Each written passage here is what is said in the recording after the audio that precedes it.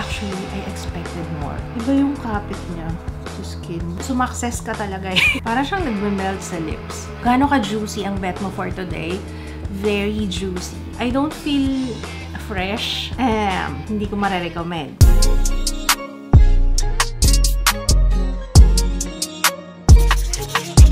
Hello everyone! Hello! Welcome back sa ating channel.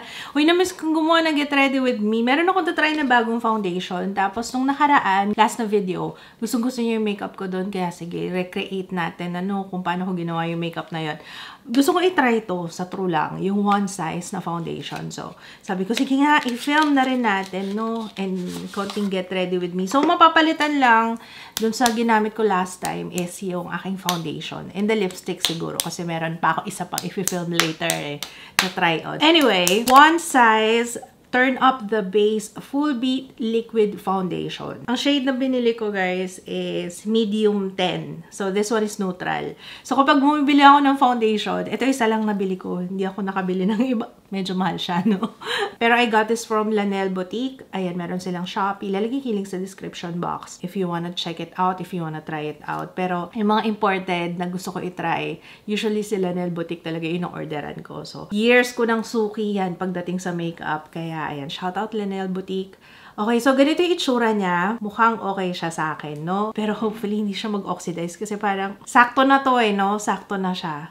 So, medyo thick ng konti itong foundation na to. Ay, don't forget na i-shake ha. I-shake. You have to shake this. Pero ang ganda ng ano nyo, oh. Tingnan nyo. Sakto na sa akin to. Hopefully. Ito yung nilagay ko sa face ko, Garnier na Vitamin C Serum and Skin Dough Sunscreen. I love this. Gusto ko yung sunscreen nila. Dito muna sa right side. Gagamit tayo ng foundation brush. Neutral to, pero parang ang yellow pa rin niya sa skin ko. No? Para lang ikalat ko yung foundation, itong brush na to. Pero, ang pinaka-pang-blend ko talaga is, of course, yung ating blendy. Ayan, ito yung multi-angled precision blendy. Marami kasi siyang side. I love na hindi siya ganun kabilis mag-set. Kahit na medyo matagal before ko na blend, okay pa rin yung itsura niya. Very nice yung coverage. Pero actually, I expected more. Parang medyo isang layer pa lang naman to, no? So, magdagdag pa tayo ng another layer. Pero sa totoo lang, no? Syempre, pag kay Patrick Starrr, parang lagi ko siya nakikita as full coverage talaga yung foundation niya. Kaya, ina-expect ko mas malala pa sana. Pero, magsa-second layer ako, no? Na-overestimate ko yung coverage niya. Parang medyo, hindi siya ganun ka-ano. Pero parang skin mo lang din. Ayan, no? Tingnan nyo. Maganda, ha? Maganda yung finish niya. Kaso, syempre, ina-expect ko kasi nga, parang lumaki na rin ako nanonood ng tutorials ni Patrick Starrr. And ina-expect ko, dapat medyo makapal yung coverage kasi nga, full coverage talaga siya kung mag-foundation. So, dalawang layer. Ito na yung itsura on my skin. So, compare natin, guys, ha. Very natural. I like it.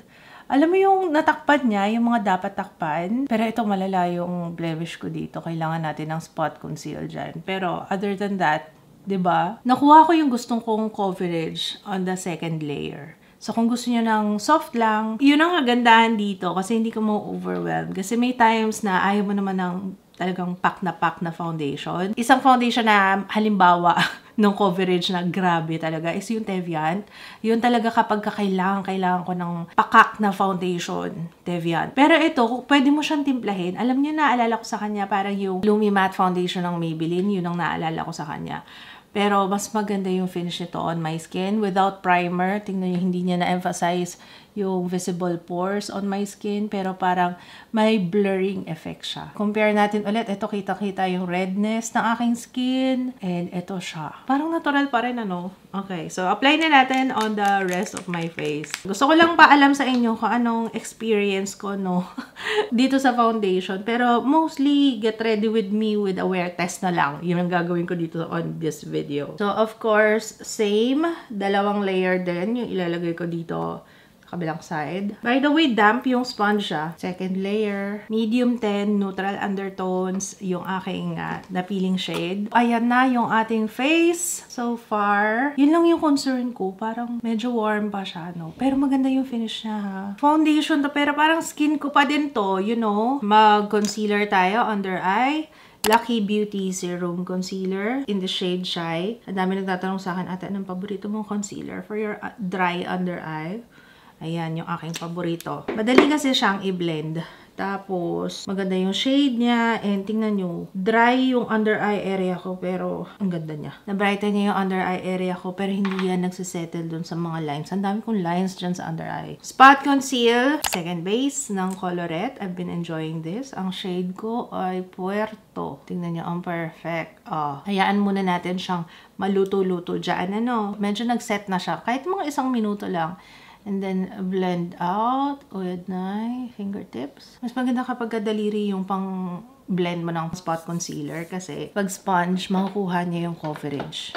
Kailangan nga natin ng coverage for concealing. Powder! Lux Organics Pore Blurring Matte Powder in Translucent. Kung naghahanap kayo ng puff nito, kasi ako hindi ko talaga ginagamit yung bilog. Mas gusto ko yung may shape. Mas madali kasi for me. And ito, yung Big Velvet Puff. Ayan, of course, available sa aming Shopee, TikTok, Lazada. Hindi ako magbe-bake. Rather, set lang. Kung normal to dry skin. Kahit hindi mo na iset with powder kasi parang matte na yung finish ng foundation. Pero, wala akong tiwala sa aking oily skin.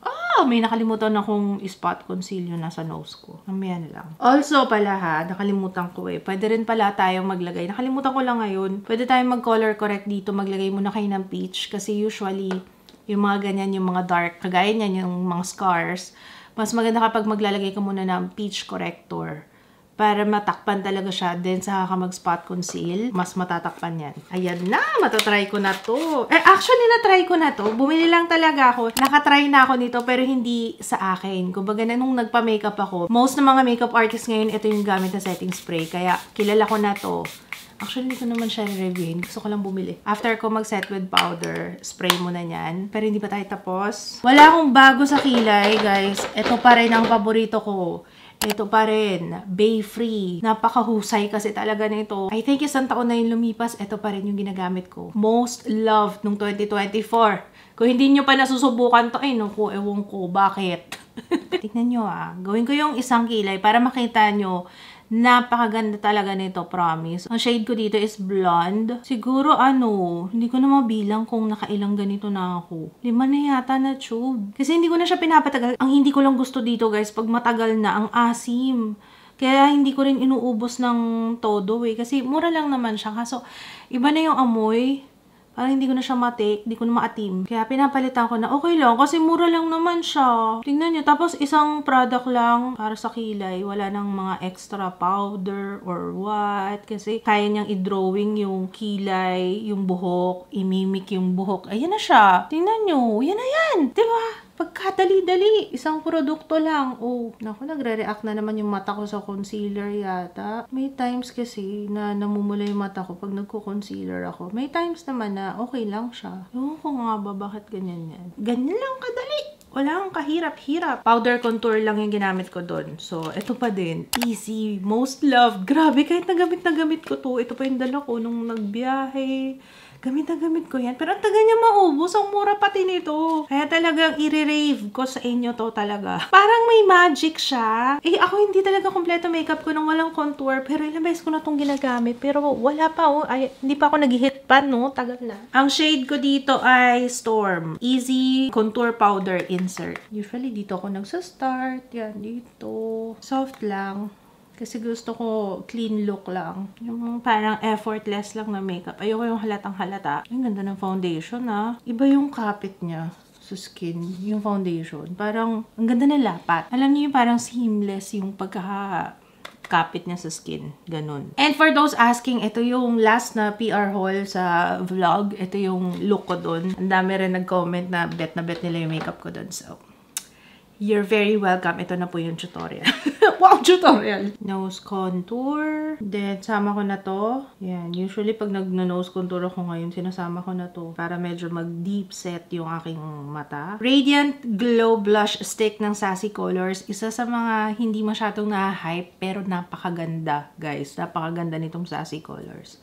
Okay, if you have oily skin, lagi ko sinasuggest na gumamit muna kayo ng cream kasi promise, it helps para mas matagal sa skin ang inyong blush, okay?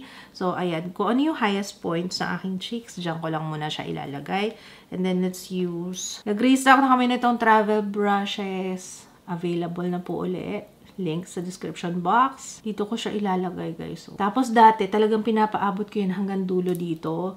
Ngayon, slight lang. Hanggang dito lang. Basta kung ano yung natatamaan ng yung highest point dito sa buto ng cheeks. Ayan. Diyan ko lang siya kino-concentrate. Kasi oo nga, no, nakakalaki nga talaga ng cheeks kapag ka talagang hanggang dito. So, mas maganda na medyo may putol ka dito. Tapos, hayaan mo na yung contour dito. Huwag mo na lagyan ng blush. Napansin ko, mas maganda yung effect. Nakakaliit pala talaga siya ng face. Ang ganda nito kasi kahit na anong klaseng blush yung gamitin mo, warm man yan or neutral or cool tone na blush, maganda siya underneath itong Bare Beauty. Ito yung dalawang blush na marirecommend ko, blush powder. So, after ng cream, mag-powder kayo, iset mo rin siya. So, kumbaga parang foundation, diba siniset natin siya with powder. Ito, set with powder din natin to para mas tumagal siya.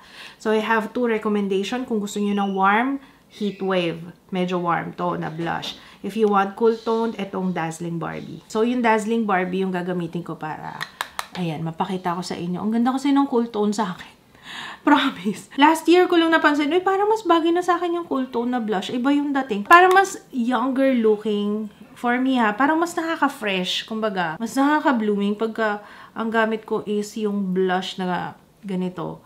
So, lagay lang akong konti sa tip. Konti lang talaga. Tapos dito, konti. As in, konti. Ganyan lang. Tapos konti dito sa baba. Highlighter! Ang ganda nito. Colorette Snowflake. Kung pawisin ka, lalo na sa ilong, and you have oily skin, eto grabe to. Ang tagal nito. Bago matanggal. Tsaka alam niyo parang the more na mag-oil up ka, pag nag-melt siya, or hindi yun yung exact term na gusto ko, pero parang pag, di ba kapag ka nag-oil up ka, medyo mag-melt siya sa skin mo. Iba, ang ganda, ang radiant na lalo. Maglalagay din ako sa inner corner ng aking eyes. Cream to powder kasi to, kaya yung handle yung ginagamit ko, guys, ha. Kasi pag brush, yung intensity na gusto ko, hindi ko nakukuha. Promise, try nyo. Mas maganda kasi yung payoff pagka ganyan. At saka hindi ko kasi abot. Usually, daliri okay na sa akin, kaso mahaba na yung kuko ko eh. Kaya, dulo ng brush yung ginagamit ko. Pero it works naman. Tignan nyo. Pansinin nyo, pag naglalagay ng highlighter, nakaka-brighten ng mata. Parang mas gising ka, mas alive. Dati akala ko eme-eme lang yun nilalagay dyan. Pero may epekto pala talaga siya. Bago ako mag-mascara, maglalagay na ako ng aking falsies. I will be using Polash Air Lash in Alumin. Alumin yung gamit ko nun. Alam nyo ba kung ba't gustong-gusto ko tong Polash Air Lash? Tignan nyo naman kasi yung base niya. Hindi nyo nga halos makikita on cam eh. Kasi sobrang nipis niya talaga. Kasi totoo naman talaga, lalo na kapag first time gumamit ng lashes. Tapos yung makapal, yung base, yung first na gagamitin mo, ang fake tingnan. Siyempre maninibago ka, first time mo mag-lashes, parang OA, parang hindi bagay sa akin. Kaya ito yung marirecommend ko if you are a beginner, lalo na sa pag-a-apply ng falsies. Yung ganitong klaseng base, as in yung halos hindi mo makita, para hindi ka ma-overwhelm. Tapos makikita mo, sumakses ka talaga eh. Makikita mo talaga yan sa mga mata mo, na parang, oh, Polash din yung gagamitin ko na glue. Maganda yung glue nila, oh, fairness. Mahusay sa dikitan talaga to. Of course, hintayin mo muna siyang maging tacky bago mo ikabit, ano. So, paano natin gagawing tacky? Ayan, hipan, ganyan-ganyan mo lang muna dyan. Blow mo, ganun. Okay, so let's apply. Mas gusto kong naglalagay muna ng lashes bago mag-mascara kasi pag naka-curl na, hindi ko malagay sa pinaka-base. Kasi doon natin siya ididikit. Ang goal natin is yung hindi halata. Mga ganyang level. O, tingnan nyo naman. Oh, ang nipis-nipis kasi. Kaya mukhang natural lang talaga. At iba pa rin talaga kasi nagagawa ng lashes. Nile-level up niya talaga yung makeup look mo. Tapos magaan siya. So parang pagkasuot mo na siya, parang may nilagay pa ako. Parang wala naman. Parang ganon. O diba? Sobrang monyeka na diba? Sa Vavine. Alam ko umay na kayo doon. Grabe talaga. Every time na nagme-makeup ako, hindi na talaga mawala yung sobrang monyeka. Ganon. Bet ko to. Yung Pixie, ang laki lang nung brush. Pero maganda siya. Hindi ako nagpapanda eyes dito. I like it. Mamaskara lang ako, tapos mamaya tayo magla-lash curler. Pero wag masyado kasi nakakaputol pag inuna yung mascara, ha? Yung tamang pagsasamahin lang natin yung totoong lashes at saka yung falsies. Pagdidikitin lang natin yung dalawa. Pero hindi naman ganun ka curl na curl. Ayan, magla-lash curler na lang ako. Para lang dumikit silang dalawa. Yung false lashes at saka yung totoong lashes. Ganyan lang. Hindi naman kailangan na mahigpit kasi baka maputol yung lashes natin. Nagmascara na tayo. Okay? Ganyan lang. Charlotte Tilbury ulit. Airbrush Flawless Setting Spray. Also from Lanel Boutique. Contact lens na lang tayo. Okay? Fresh Look Contact Lens. One day lenses to, guys. So, ibig sabihin, pang isang araw lang. Yan kasi ito yung pinaka-komportable sa akin. So, pag binibili to, 10 naman yung laman sa isang box. I think mga 1,000 plus yung price niya. Tapos, sinasakto ko kapag sale. Kasi ito lang talaga yung kasundo ng aking mata. Pure hazel to, guys. Ang dami kasi nagtatanong, gandang-ganda kayo sa contact lens ko pagkasuot ko siya. Minsan lang kasi ako mag-contact lens. Tsaka ito talaga. Para ito na yung aking signature. Oo, ito talaga yung aking ginagamit na contact lens. Subukan natin tong JMC White. Tap and Go Click Lipstick. Okay, yes. Pinupush lang siya sa ilalim para lumabas. Ayan na siya. Oh. First shade, GL01 or Strawberry Iced Tea. First impression, grabe yung hydration na feel ko talaga sa labi ko. Wala akong nilagay na anything, so hindi ako nag-prep ng labi ko. Pero parang pang-prep na rin siya. Nawala yung lines ng labi ko. Okay, hintayin natin mag-set. Mas bet ko yung parang wala masyadong kintab. Ay, ang ganda niya. So, ito na siya. Nang medyo binlot ko ng konti. Parang ang juicy ng labi ko sa kanya. So, this is GL01. Try natin burahin. Nag-iwan na siya ng stain, pero ang lambat na ng labi ko. Next shade is CL02 Orange Soda. Next shade is GL03 Crystal Gel Black Tea. Grabe yung hydration nito. Nafe-feel ko talaga. And I love na parang nag-iiwan na siya ng stain. Next one is GL04 Energetic Orange Coffee. Ay, nice. Ang ganda nitong shade ito. This is GL04. CL05 Plum Jam. Para siyang nagme-melt sa lips. May nafe-feel ako na talaga na-hydrate yung labi ko. Last one is GL06 Apple Cinnamon. Kung gusto niyo siyang maging matte, wala kayong tissue. Dab nyo lang ng konti sa makikita nyo. Ayan na siya. Parang natural lang sa labi ko. Ayan yung iniwan na stain ng GL06. But, you know what? Let's add GL03. Dito lang sa bandang gitna. Ayan na. Ganito. Oh my God. Ayan. And then kung bet mo yung medyo shiny na ganyan, hayaan mo na lang siya. Gaano ka-juicy ang bet mo for today?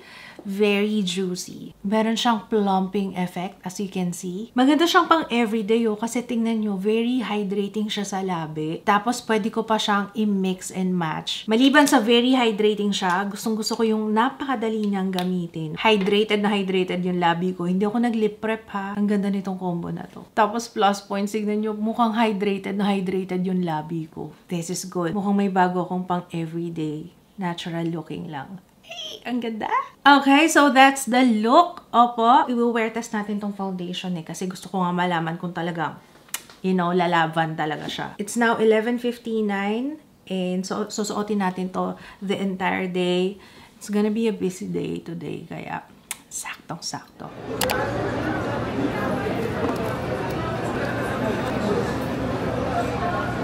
Parang medyo makoyde siya. Parang feeling ko makintab ako. Bakit yung foundation? Ha? Hindi ko. Dinbet na kasama ko yung foundation. Para kasi siyang may parang hindi maganda yung pagkakasettle sa skin ko. Tsaka ang kintab ko. Kintab ko, no? Oh. Tsaka parang yung bumps ng face ko. Yung mga bumps ng face ko, parang na-emphasize niya. Yun, no? Ito, nakikita ko dito. Na? Hindi makinis. Parang manipis lang siya na hindi siya nagpa-foundation. Day, hindi ko bet. Hindi ko siya bet. Parang ang oily na mukha ko buong araw. At saka, hindi siya flattering. Alam niyo yun? Tingnan niyo, parang umaangat siya. Can you see that?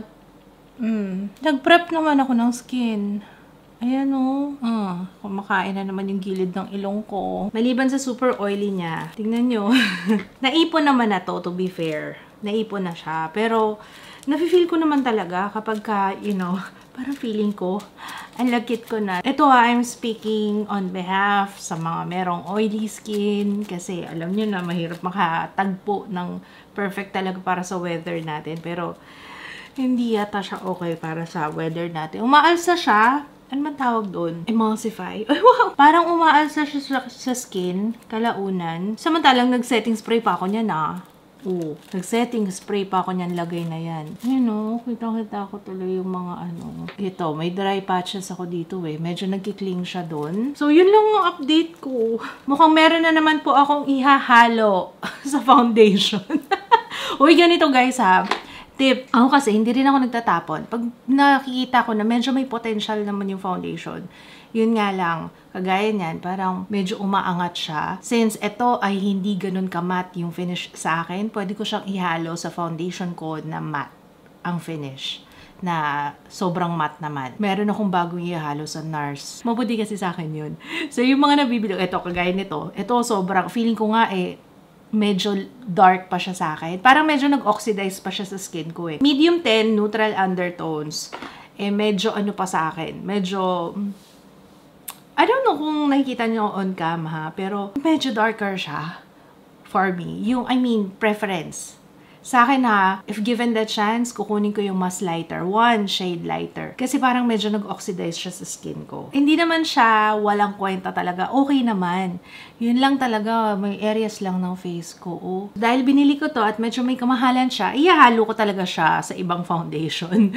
So yun ang gusto ko i-point out sa inyo. Magbibigay ako sa inyo ng example. Like yung Maybelline na Superstay, Lumimatte, siya yung mako-compare ko doon. Medyo the same sila ng formula. Itong one size, turn up the base. Alam niyo kung anong ginagawa ko doon. Hinahalo ko siya sa foundation na matte. Yung okay talaga sa akin. Kahit nga hindi okay Ayun, nagagawan ko ng paraan. So, ayun lang guys. Sana nakatulong tong video na to. Sayang nga hindi tuloy niya nabigyan ng hustisya. Parang, I don't feel fresh. Parang ganun ganun yung feeling ko. Hindi ako feeling fresh. Unlike nung last na makeup ko. Yun kasi nung last time, magamit ko NARS na foundation with Revlon Color Stay. Dalawang pang malakasan talaga na foundation ko yun. Kaya talagang kampante ako and comfortable ako and confident ako na okay talaga siya sa akin. Ito parang medyo mabigat siya. Naramdaman ko yung bigat sa kanya. And ito tinest out ko, nagmotor po ako. Opo, kanina. Talagang na-expose po ako. Pero kahit naman nag-helmet ako, hindi siya hindi nag-move. Yun ang nagustuhan ko sa kanya. Siguro malaking factor din na nag-setting spray tayo. Para hindi mag-move yung ating foundation. Pero, let me know if you have tried this foundation. Pero, hindi lang naman doon nakafocus yung ating, tinry ko lang talaga siya. Sabi ko, sige nga, isama ko na lang din yung review ko dito. Gusto ko lang mag-film ng Get Ready With Me. Pero, hopefully, nakatulong pa rin tong video na to. Opo, please comment down below if you have tried this foundation. How did you make it work? Para makatulong ka sa akin. Yes. And sa mga naghahanap ng review nito. So, ayun lang. Sa mga nasa abroad na baka favorite nila to at balak nilang dalhin dito sa Pilipinas para gamitin, ayan, sinasabi ko na sa inyo If you have oily skin, hindi ko marirecommend. Thank you so much for watching. Sana na-enjoy niyo tong video na to. At kung don't forget to thumbs up. We have more videos coming. So, make sure na nakasubscribe ka and turn on the notification bell para lagi kang updated. So, ayun lang. Thank you so much for watching. I will see you again on my next one. Bye!